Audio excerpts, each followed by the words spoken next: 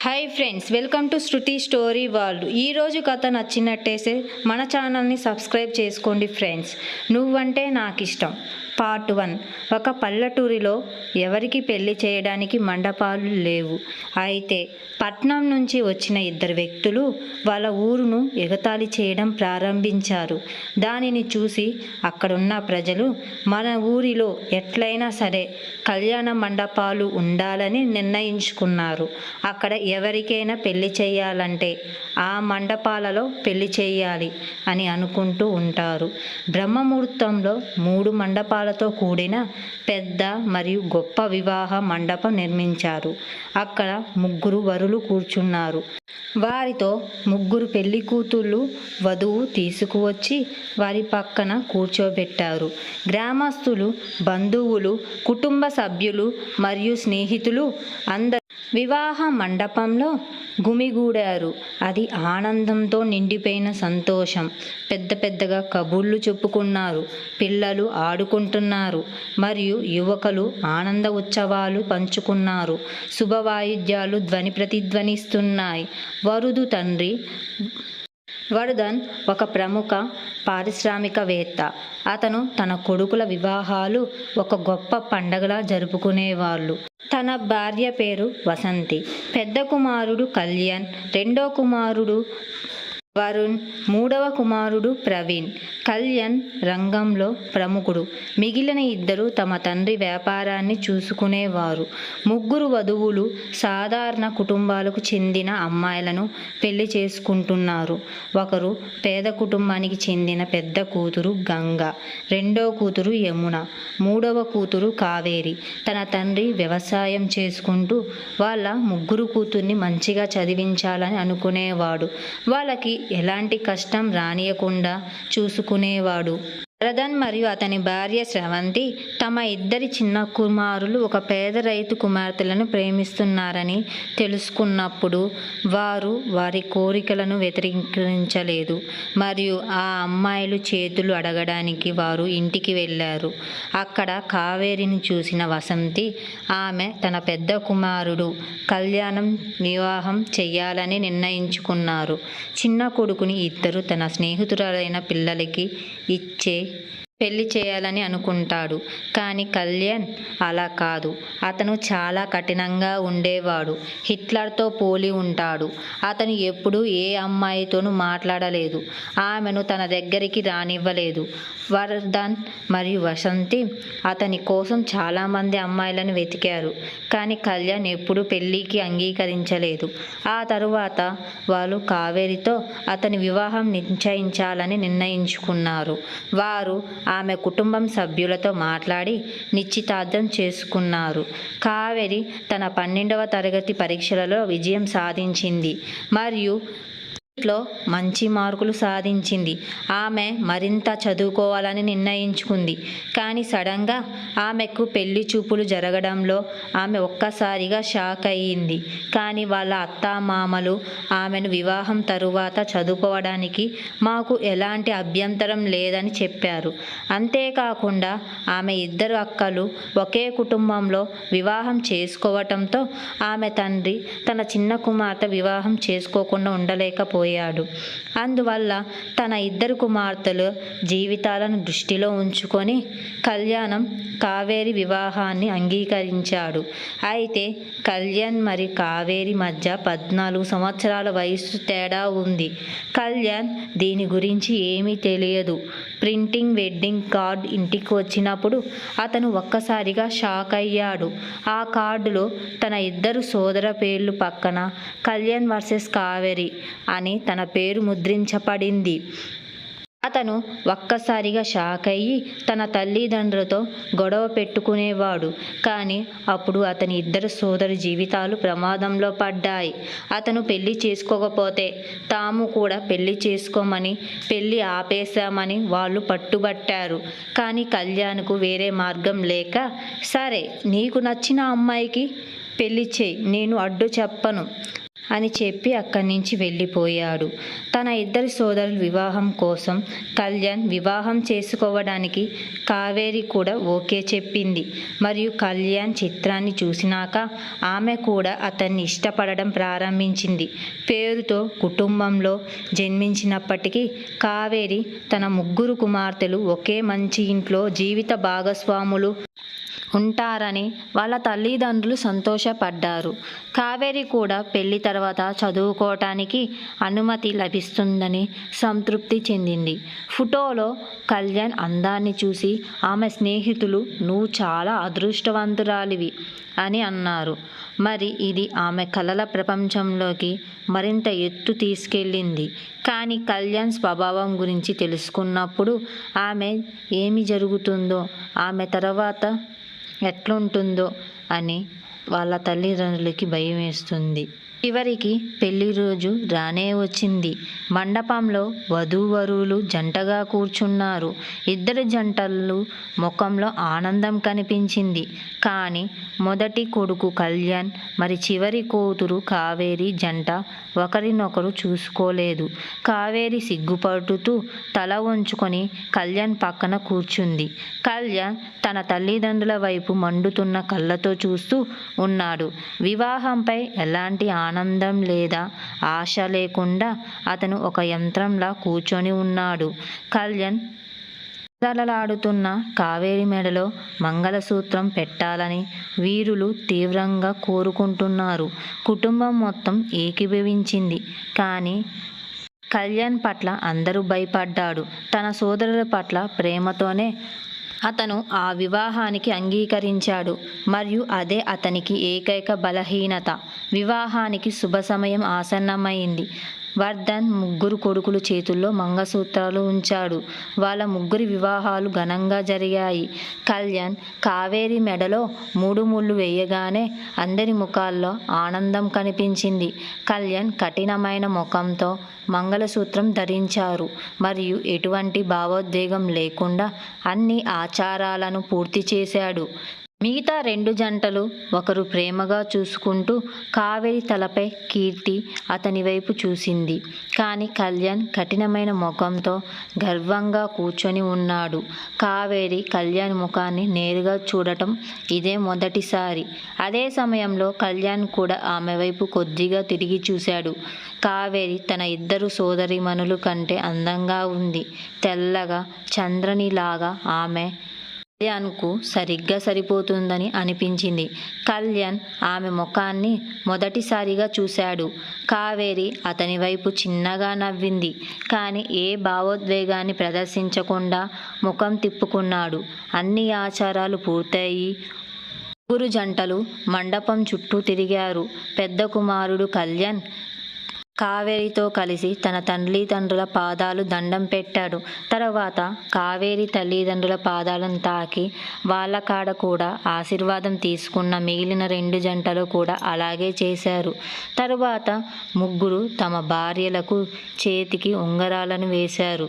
అన్ని ఆచారాల సమయంలో కావేరి అతని వైపు చూసి నవ్వుతూనే ఉంది. కానీ అతను కోపంగా మరియు కఠినమైన ముఖంతో ఉన్నాడు.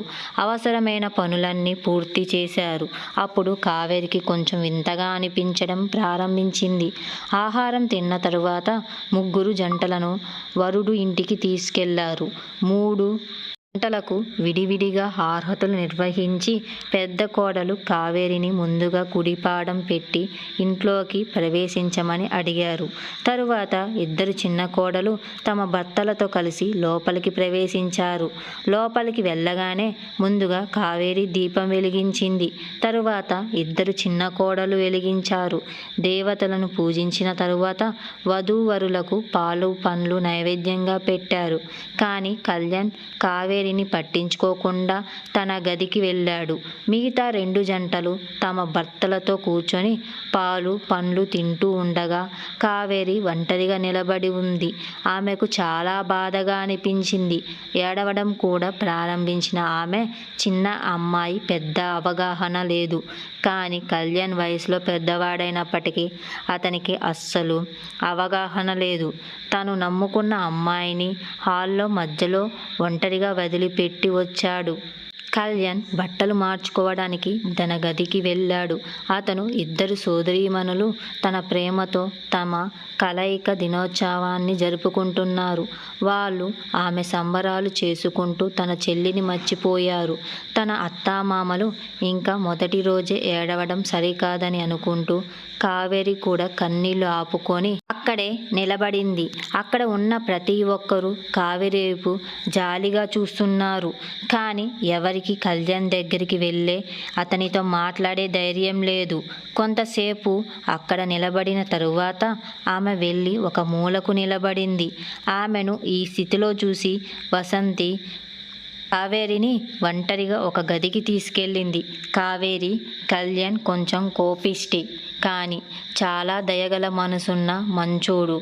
మేము అతనికి చెప్పకుండానే పెళ్లి ఏర్పాట్లు చేశాము కాబట్టి అతను కొంచెం బాధపడ్డాడు. అతను మీతో జీవించడం ప్రారంభించిన తరువాత అతని కోపం తగ్గుతుంది.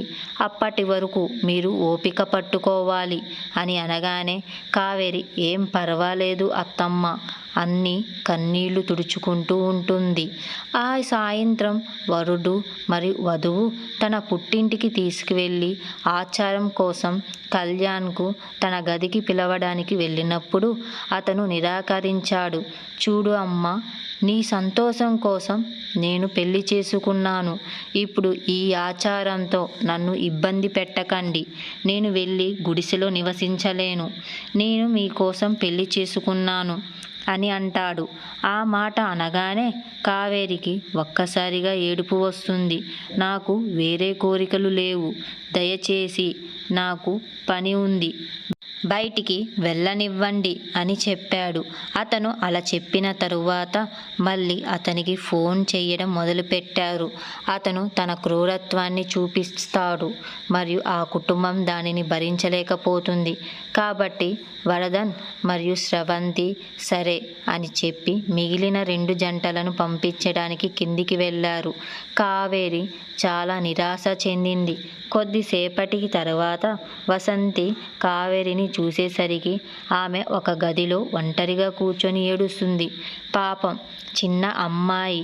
ఆమె కూడా తన భర్తతో కలిసి తన తల్లి ఇంటికి వెళ్తుందని ఆశతో ఆమె హృదయం నిండిపోయింది. కానీ ఆమె సోదరీమణులు ఆమెను చూడకుండానే వెళ్ళిపోయారు మరియు ఆమె భర్త కూడా ఆమెను పట్టించుకోకుండా తన గదిలో తాళం వేసుకున్నాడు. ఇది ఆమెకు చాలా బాధ పెడుతుంది. ఇది చూసిన వసంతి చలించిపోయి తన భర్తకు చెప్పింది. తరువాత వర్ధన్ తన కొడుకుతో మాట్లాడటానికి అతని గదికి వెళ్ళాడు.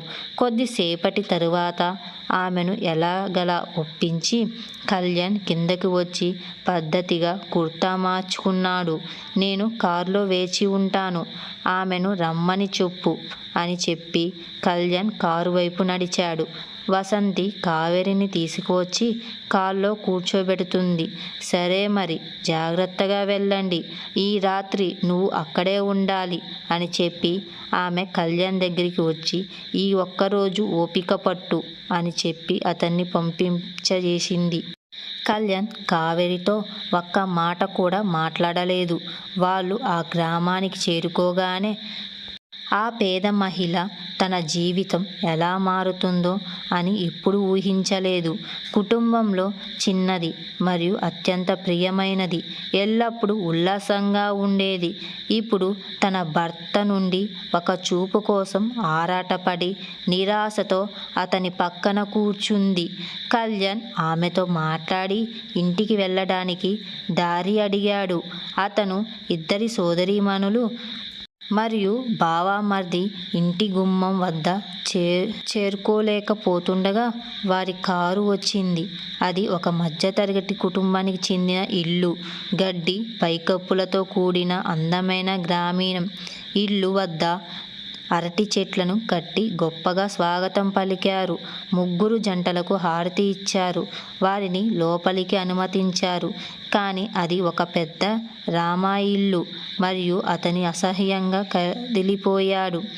వారు ధనవంతులు కాకపోయినా అతని పూర్వీకులు నివసించిన వ్యవసాయ కుటుంబానికి పెద్ద ఉమ్మడి కుటుంబం ఇల్లు. ఇప్పుడు నేను, నా భార్య, వారి 3 కుమార్తెలు అక్కడే నివసించేవాళ్ళు. లోపలికి వెళ్ళగానే ఇంటి అవుట్ ఒక సంప్రదాయ ఇంటిని సూచించింది మరియు పాలు పండ్లు నైవేద్యం పెట్టే సంప్రదాయం కూడా అక్కడ జరిగింది. ఇప్పుడు వేరే మార్గం లేకుండా కళ్యాణ్ తన తల్లి మాట విని నిశ్శబ్దంగా కూర్చోవాలని నిర్ణయించుకున్నాడు. అతను నిశ్శబ్దంగా కూర్చొని అతని చెప్పినట్లుగానే చేశాడు. అతను 2 తమ్ముళ్లకు కూడా ఇది చాలు దివ్యమైన క్షణం. ఆమెకు కోపం తెప్పించే పని చెయ్యకండి. వాళ్ళు జాగ్రత్తగా ఉన్నారు. వాళ్ళు ప్రతిదీ చాలా జాగ్రత్తగా చేస్తున్నాను. అక్కలు 2 తమ చెల్లిని పట్టించుకోవడం మానేశారు. కావేరి బాధాకరమైన ముఖాన్ని ఆమె తల్లి పార్వతి ఆమె పక్కకు తీసుకెళ్ళి, ఏమైంది బిడ్డ? ఎందుకు అంత బాధగా ఉన్నావు? నీ భర్త ఏదైనా అన్నాడా అని అడుగుతుంది. అలాంటి ఏదీ లేదమ్మా. అందరూ చాలా మంచివాళ్ళు కూడా. బాగా మాట్లాడుతున్నారు. కొంచెం తలనొప్పిగా ఉంది. నేను త్వరగా నిద్ర లేచాను కాబట్టి. ఈ పూల అలవాటు నాకు లేదు కాబట్టి తలనొప్పి మాత్రం వస్తుందమ్మా. ఇంకేమీ లేదు అని టాపిక్ మార్చేసింది. కావేరి చిన్న వయసులో ఉండొచ్చు కానీ తనకు తాను భర్తకు మధ్య ఉన్న విషయాన్ని మరి ఎవరికీ చెప్పకూడదని ఆమె నిర్ణయం తీసుకుంది. ఆ రాత్రి భోజనం తర్వాత జనరల్ గదిలో ఉండి వివాహ రాత్రికి గ్రాండ్గా ఏర్పాటు జరిగాయి. కళ్యాణ్ బయటకు వచ్చి కొబ్బరి తోట వైపు కాసేపు చూస్తూ ఉండిపోయాడు. అప్పుడు వాళ్ళు ప్రవీణ్ అతని దగ్గరికి వచ్చారు. అన్నయ్య, ఉదయం నుంచి నీ ముఖం బాగోలేదని గమనిస్తున్నాం. నిజంగానే నువ్వు పెళ్లి చేసుకోవాలనుకున్నావా? మా మీద నీకు కోపంగా ఉందా అని వరుణ్ ప్రవీణ్ అడిగారు. మీలో ఎవరి మీద నాకు కోపం లేదు. నా మీద నాకే కోపం ఉంది. అసహ్యంతో ఉన్నాను అని అంటాడు. ఆశ్చర్యంగా ప్రవీణ్, వరుణ్ 2 కలిసి అడిగారు. ఇది మాట విన్న తరువాత ఈ పెళ్లికి అంగీకరించడమే నా అతిపెద్ద తప్పు. నేను విదేశాలకు వెళ్ళి ఉంటే ఎటువంటి సమస్య ఉండేది కాదు అని అతను అన్నాడు. అన్నయ్య, నీకు కావేరి వదిన నచ్చలేదా అని ప్రవీణ్ని అడిగాడు. మీకు ఏమైనా తెలివి ఉందా? ఆ అమ్మాయి వయసు ఎంత? నా వయసు ఎంత? కళ్యాణ్ కోపంగా అడిగాడు. లేదు భయ్యా. ఈ విషయం ఏమిటంటే మేము ఒకే ఇంటి 2 అమ్మాయిలను తెప్పించుకున్నాం. అమ్మ కావేరి వదిన్ని చూసి ఇష్టపడింది. ఆమె నీకు మంచి జోడి అవుతుందని అతను భావించారు. అందుకే ఆమెను నీకిచ్చి పెళ్లి చేశారు అని ప్రవీణ్ అన్నాడు. ఏ జతలో అందరూ కోపంగా అడిగింది. అంతే సరిపోతుందా? నా వయసు 33, ఆమె వయసు 18. నేను పెళ్లి చేసుకోవాలంటే 7-8 సంవత్సరాల క్రితమే చేసుకోవాల్సి వచ్చేది. మీరిద్దరూ ప్రేమించి ఒకే కుటుంబానికి చెందిన అమ్మాయిలను పెళ్లి చేసుకున్నారు. ఆ చిన్న అమ్మాయిని నా తలకు ఎందుకు కట్టేశావు? నేను ఆ అమ్మాయిని ఇంతకుముందు చూసి ఉంటే నేను ఆమెను ఎప్పటికీ పెళ్లి చేసుకునేవాడిని కాదు అని కళ్యాణ్ గట్టిగా అన్నాడు. అన్నయ్య, అది అంత పెద్ద విషయం కాదు. మీరు 2 పక్క పక్కనే నిలబడి ఉన్నప్పుడు వయసు తేడా కనిపించలేదు. మీరు మాకంటే బాగా కలిసి కనిపించారు. అందరూ అలాగే అనుకుంటున్నారు అని వాళ్ళు అన్నారు. నువ్వు ఏం చెప్పినా నేను దానితో ఏకీభవించను. మనం ఎప్పుడు ఇంటికి వెళ్తున్నాం అని అడిగాడు. కళ్యాణ్, సోదరా, ఈరోజు పెళ్లి రాత్రి తరువాత రేపు ఉదయం మన ఇంటికి వెళ్తాము అని ప్రవీణ్ అన్నాడు. ఆ 3 మాట్లాడుకుంటుండగా శివ వాళ్ళని పిలవడానికి వచ్చాడు. అన్ని పనులు పూర్తయ్యాక అల్లుడు రండి అని పిలిచి 3 ఇంటి లోపలికి వెళ్ళారు. 3 అల్లులను వారి గదిలోకి పంపిన తరువాత వారి స్నేహితులు 3 అమ్మాయిలను దుస్తులు ధరించి వారి చేతుల్లో ఒక గ్లాస్ పాలు ఇచ్చి వారి గదులకు వదిలి తలుపు మూశారు. ప్రేమ వివాహం చేసుకున్న 2 జంటలు తమ జీవితాలను సంతోషంగా ప్రారంభిస్తారు. గంగను చూడగానే 3 సంవత్సరాలుగా ఆమెను ప్రేమిస్తున్నవాడు ఒక గ్లాస్ పావు నీటిలో వేశాడు.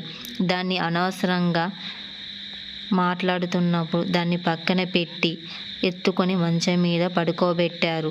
రహస్యంగా యమున చూడటానికి వచ్చిన ప్రవీణ్ గంగ అనే గుడిలో కలవడానికి వెళ్ళిన విషయాన్ని గుర్తు చేసుకొని మాట్లాడుతారు మరియు వారి ప్రేమలో పడ్డారు. ఆ జ్ఞాపకాలను మరియు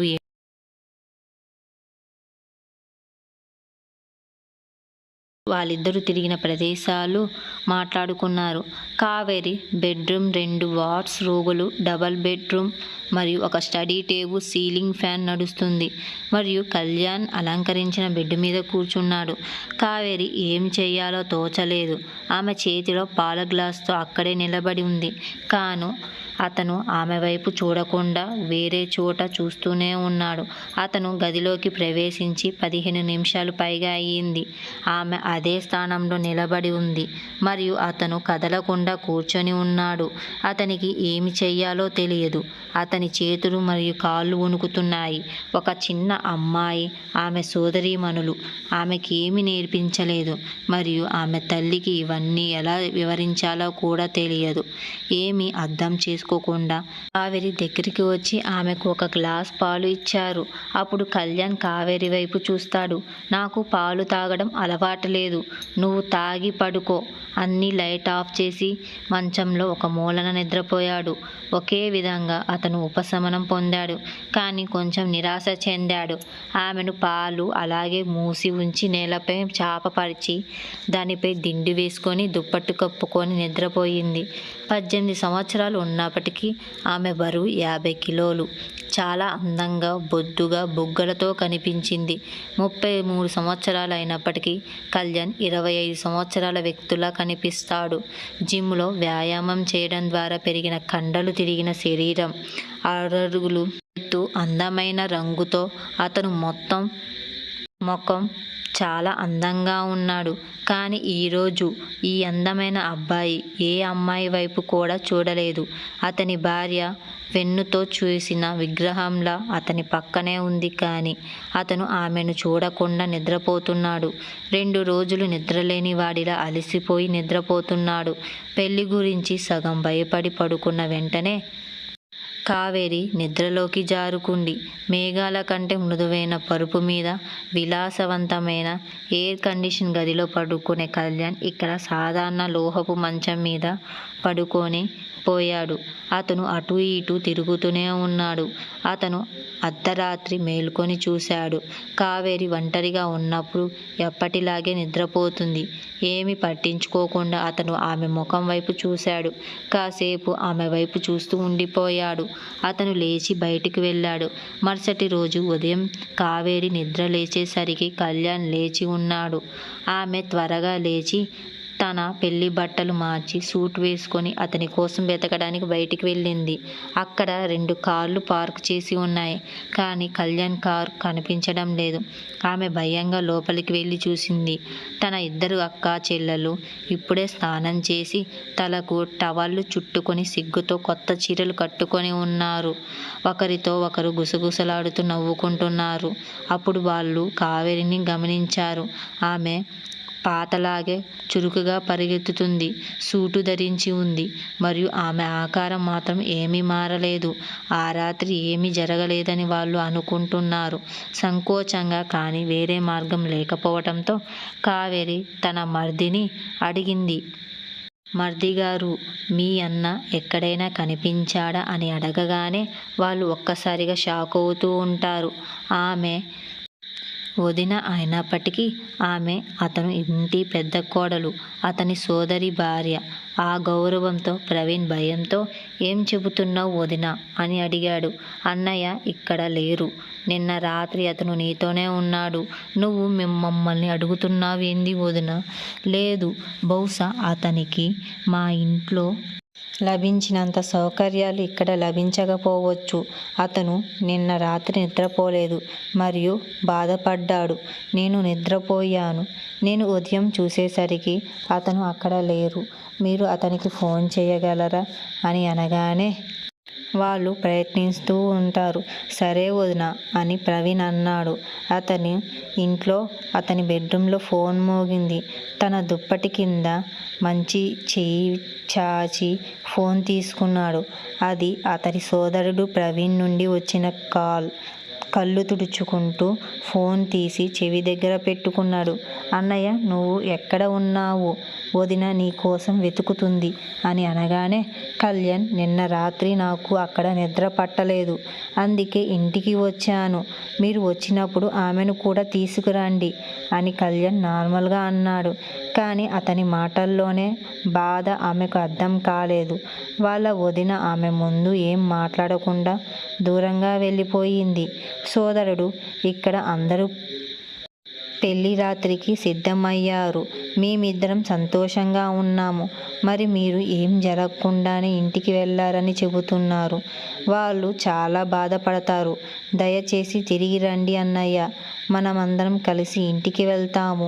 ఇలా ఒంటరిగా వాళ్ళను తీసుకురావడం సరికాదు అతను భయంగా అన్నాడు. రాజభవనం మరియు గుడిసె అయినా దానివల్ల తేడా ఏమిటి? మీరు సంతోషంగా ఉంటారు. కానీ నాకు అలా కాదు. ఆ ఇంట్లో ఆ చిన్న గదిలో ఇనప మంచం మీద నేను దానిని ఊహించుకోలేను. నేను ఆ ఇంటికి తిరిగి వెళ్ళలేను. మీరు వచ్చినప్పుడు ఆమెను మీతో తీసుకురండి. లేకపోతే అమ్మా నాన్న వచ్చి ఆమెను తీసుకువస్తారు. నేను మాత్రం రాలేను అని చెప్పి ఫోన్ కట్ చేస్తాడు. కావేరి, ఆమె తల్లి, తండ్రి, అక్కలందరూ భయంగా అక్కడ నిలబడి ఉన్నారు. ప్రవీణ్ లోపలికి వస్తున్నాడు. అతను, వదిన, అన్నయ్యకి ఈరోజు ముఖ్యమైన మీటింగ్ ఉంది కాబట్టి అతను త్వరగా బయలుదేరి వచ్చారంట. మీరు నిద్రపోతున్నారు కాబట్టి అతను మిమ్మల్ని ఇబ్బంది పెట్టడం సరికాదని అనుకున్నాడు. పర్వాలేదు, అతను రాత్రికి తిరిగి వస్తాడు. మనం ఇంటికి వెళ్ళినప్పుడు నువ్వు కూడా వస్తావు. నాతో రా అని ప్రవీణ్ నిజంగానే ఆమె అబద్ధం అని ఆమెకు అర్థమైంది. ఆమె కళ్ళల్లో నీళ్లు తిరుగుతూ తల ఊపి తన గదిలోకి వెళ్ళి మంచం మీద పడుకొని ఏడవడం ప్రారంభించింది. కళ్యాణ్ మళ్ళీ దుప్పటి కప్పుకొని గాఢ నిద్రలోకి జారుకున్నాడు. కళ్యాణ్ గది తలుపు తట్టిన శబ్దం విని అతను పైకి లేచి తలుపు తెరిచాడు. అతని తండ్రి లోపలికి వచ్చాడు. భయంగా ఉన్నాడు. కళ్యాణ్, ఏం చేశావు? నిన్న రాత్రి మీ పెళ్లి రాత్రి ఆ అమ్మాయిని ఒంటరిగా వదిలేసి ఇక్కడ పడుకున్నావు. నీకేమైనా పిచ్చా? ఆమె నచ్చినా నచ్చకపోయినా ఆమె నిన్ను నమ్ముకొని ఇక్కడికి వచ్చింది. ఆమెతో సంతోషంగా జీవించడానికి ప్రయత్నించి కళ్యాణం మీకు వారసుడు కావాలి అంది. అర్థం చేసుకో. ఆ అమ్మాయి మీద నీ కోపాన్ని చూపించకు. నీకు మంచి జీవితం గడపాలని నీకు చెప్పకుండానే నీకు పెళ్లి ఏర్పాటు చేశాం. పేద చిన్న అమ్మాయి. ఆమె ఇద్దరు చెల్లెళ్ళు సంతోషంగా ఉన్నప్పుడు ఆమె ఒంటరిగా సంతోషంగా ఉంటే ఆమె బాధపడుతుంది. కానీ దానిని వివరించాడు. నాన్న, దయచేసి నాకు ఈ సలహా ఇవ్వడం అస్సలు ఇష్టం లేదు. నా జీవితం ఎలా చూసుకోవాలి నాకు బాగా తెలుసు. నేను ఆమెకు మంగళసూత్రం కట్టాను. నేను ఆమెతో ఖచ్చితంగా ఒక కుటుంబాన్ని ప్రారంభిస్తాను. కానీ ఆ ఇంట్లో ఆ గదిలో నేను ఎలా సంతోషంగా ఉండగలను? అందుకే నేను ఇక్కడికి వచ్చాను. ఈ రాత్రి మన ఇంట్లో పెళ్లి రాత్రి అవుతుంది కాబట్టి దానికి సిద్ధం అవ్వండి అని చెప్పి బాత్రూంలోకి వెళ్ళిపోయాడు. దీన్ని సరిచేయడం అసాధ్యం. సరే కానీ ఆమెతో ఇక్కడ ఉండటానికి అంగీకరించాడు. అది చాలు అని ఆలోచిస్తూ వర్ధన్ బయటికి వెళ్ళిపోయాడు. కావేరి ఇంట్లో ఆమె ఇద్దరు సోదరీమణులు జంటగా భోజనం చేస్తుండగా కావేరి ఒంటరిగా భోజనం చేస్తుంది. ఆమె కళ్ళల్లో నీళ్లు తిరిగాయి. కానీ ఆమె వాటిని సహించలేకపోయింది. ముసుగ మనసుతో తిని వెళ్ళిపోయింది. వదిన, వరుణ్, మా అన్నయ్య ఇలా చేసి ఉండకూడదు అని అన్నాడు. ప్రవీణ్ ఆమెను వదిన అని ఎందుకు పిలుస్తున్నావు? కావేరి నీకంటే చాలా చిన్నది. ఆమెను పేరు పెట్టి పిలు అని యమున అంటుంది. ఆమె చిన్నది అయినప్పటికీ ఆమె నా సోదరి భార్య. నాకు ఎంత గౌరవం ఉందో ఆమెకు కూడా అంతే గౌరవం ఉంది. కాబట్టి మీరిద్దరూ చిన్న కోడలు, ఆమె పెద్ద కోడలు, మీరు కూడా ఆమెకు అంతే గౌరవం ఇవ్వాలి అని ప్రవీణ్ అన్నాడు. వరుణ్ అవును అని తలూపాడు. ఇద్దరి చెల్లెళ్ళు కొంచెం అసూయపడ్డారు. ఆమె తన గదిలో ఏడుస్తున్నప్పుడు తల్లి పార్వతి ఆమె దగ్గరికి వెళ్ళి ఆమెను కౌగిలించుకొని ఆమె తల నిమజ్జనం చేసింది. మమ్మల్ని క్షమించు కావేరి, నీ ఇద్దరి చెల్లెలు ఒక్కటి ఇంట్లో నివసిస్తున్నారు కాబట్టి వాళ్ళు నిన్ను పెళ్లి చేసుకోమని అడిగినప్పుడు మేము మా అల్లుడిని కూడా వయసు పెద్దగా పట్టించుకోలేదు. దానికి నీ పెళ్లి ఏర్పాట్లు చేశాము. కానీ అతను మొదటి రోజు ఇలా చేస్తాడని అనుకోవడం బాధగా ఉంది. దయచేసి ఓపిక పట్టండి. నువ్వు తెలివిగా ప్రవర్తించ మీ ఇద్దరు అక్కల కంటే వాళ్ళు అన్నీ మీకు వివరిస్తారు. భయపడకండి. ఈరోజు మేము మిమ్మల్ని దింపుతాము. నా అల్లుడు తన నచ్చినప్పుడు ఇక్కడికి వస్తాడు. బాధపడకు అని ఆమెకు ఓదార్పునిచ్చారు. ఆమె సమాధానం చెప్పకుండా నిశ్శబ్దంగా తన తల్లి ఛాతీపై పడుకుంది. త్వరలోనే రెండి జంటలు వారి అత్తామామలు ఇంటికి బయలుదేరడానికి సిద్ధంగా ఉన్నారు. కావేరి కూడా స్నానం చేసి తన సూట్లో సిద్ధమయ్యింది. నువ్వు అతని కారులో తీసుకెళ్ళండి అని గంగ అంది. లేదు నువ్వు తీసుకో అని యమున అంది. వాళ్ళు ఒకరినొకరు తప్పించుకుంటూ మాట్లాడుకుంటున్నారు. అది కావేరి గుండెను బాగా భావించింది. గంగ ఆమె నీ చెల్లి, మీరు ఇద్దరు ఎందుకు గొడవ పడుతున్నారు అని వరుణ్ భార్యను అడిగాడు. యమున ముందు సీట్లో ఖాళీగా ఉంది. మీకు కోడలు రావడంలో ఏమైంది అని ప్రవీణ్ అడిగాడు. వరుణ్ మనం వెళ్ళి సరదాగా గడుపుతాము. ఆ చిన్న అమ్మాయి ఈలోగా ఏం చేస్తుంది అంది. ఏమైనా హాల్లో మీ ఇద్దరికి అర్థమైంది. ఆమెను మన ఇంటి పెద్ద కోడలు, మన అన్నయ్య భార్య. ఆమె నీకు చిన్న కూతురు అంటే ఇప్పుడు ఆమె ఆ ఇంటికి పెద్ద కోడలు. నువ్వు కూడా ఆమెకు అంతే గౌరవం ఇవ్వాలి అని ప్రవీణ్ హెచ్చరించాడు. వాళ్ళ సంభాషణ విన్న తరువాత యమున సరే మన కారులో తీసుకెళ్దాం అని ముఖం చిట్లించింది. ప్రవీణ్తో అంది. ఇదంతా వింటూనే ఉన్న కావేరి ఆ తర్వాత గది నుండి వెళ్ళిపోయింది. వెళ్ళండి, నేను మీ మధ్యకు ఎందుకు రావాలి? నేను అమ్మతో బస్సులో వస్తాను అని కావేరి చెప్పింది. అది విన్న వరుణ్ వదినా నువ్వు అలా మాట్లాడమాకు, ఎలా అడ్డంగా ఉంటావు? అన్నయ్య మీటింగ్కి వెళ్ళాడు, అందుకే లేకపోతే అతను నిన్ను తీసుకొని వచ్చేవాడు. డోంట్ వరీ, మాతో రా, మా కారులో వెళ్దాం అని అన్నాడు. వద్దు మరిది, మీరు వెళ్ళండి. పెళ్ళి తర్వాత మొదటిసారి ఇలా ఒంటరిగా వెళ్ళడం చాలా వింతగా అనిపిస్తుంది. మీరిద్దరూ సంతోషంగా వెళ్ళండి, నాకు ఎటువంటి సమస్య లేదు. నేను చాలా సంతోషంగా ఉన్నాను. నేను నా తల్లితో వస్తాను, చింతించకండి అని కావేరి 2 గంటలకు వీడ్కోలు పలుకుతూ చెప్పింది. కళ్యాణ్ కావేరిని తన భార్యగా స్వీకరిస్తాడో లేదో నెక్స్ట్ ఎపిసోడ్లో తెలుసుకుందాం. ఇలాంటి మరిన్ని స్టోరీస్ కావాలంటే మన ఛానల్ని సబ్స్క్రైబ్ చేసుకోండి ఫ్రెండ్స్.